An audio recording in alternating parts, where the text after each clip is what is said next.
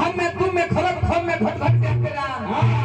खाती एकरा खाती हम पहलाद खाती हेलो हेरा खाती ना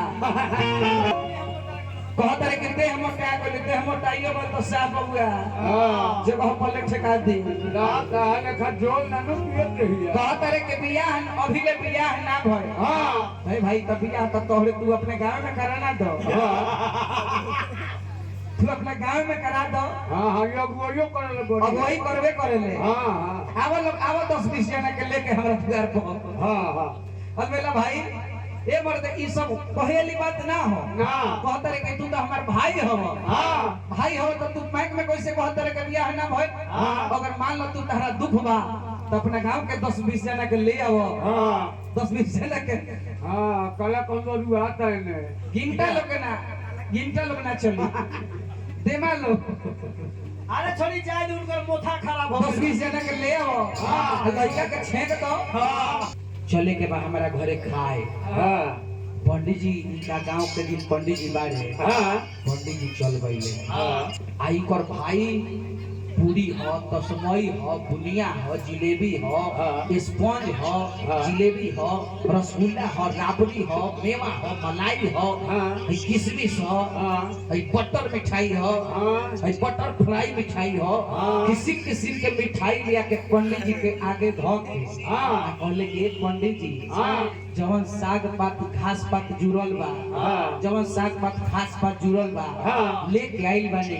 एकरा के रौरा ग्रहण करे अब इहो कहि जा रहले कहले कि हमार भैयावा हाथना कुछ व्यंजन बना के पंडित जी के देता आ कहता कि घास पात जो तो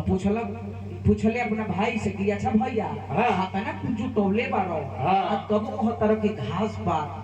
तो इनकर भाई कहले कि कुछ जुट जाए बाकी रोकरा के पढ़ाई ना कल जाला तो बिहान पंडित जी भोजन कइले इनका भाई के घरे तले के दूसर का दिन इहो पंडित जी के निमंत्रण दे देले इहो निमंत्रण दे देले कहले कि बाबा हम अपने भाई से कौन बनी का हम ब्यास होई हम ब्यास होई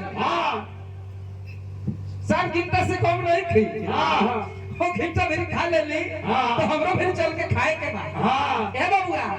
और पंडित जी के लेके इहो चल गइले आ इस तो सुनले रहले कि सारा इनकर भाई कहले रहले सारा कुछ जुटौले रहले तब कहले कि घास बात जो जुड़ल बा तो ले आइल बने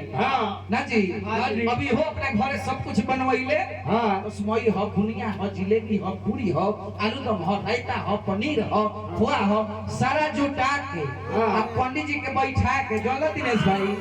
पंडित जी के बैठा के आ कहत रे के पंडित जी भाई देखी जवन गुह गोबर जुटल बात ले आइल बनी करके भोजन कर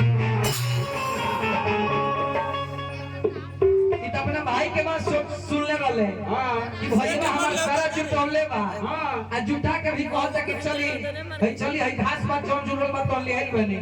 त इहो धाइले कहत रे कि पंडित जी चली है भोजन करी जवन गुह गोबर जुटल बा ले आइल बनी कहले कि जो तोरा घर भोजन ना होई ना गिरा लेदारी के भाव बा त लेदारी पैसा फागुन महीना चल गइल बा चढ़ गइल बा काल है त नया लेदारी होई का कहे के बा बबुआ पति परदेश बारे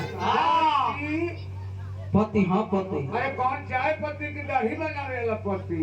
के जुआ खेलेला पति ना वो पति ना पीते वाला पति ना दूसर पति मेहरारू के पति पति परदेश बारे आ मेहरारू घरे बारे आ वे अपना राजा जी के फोन क के बुलावत तारी तनी बुला लो तई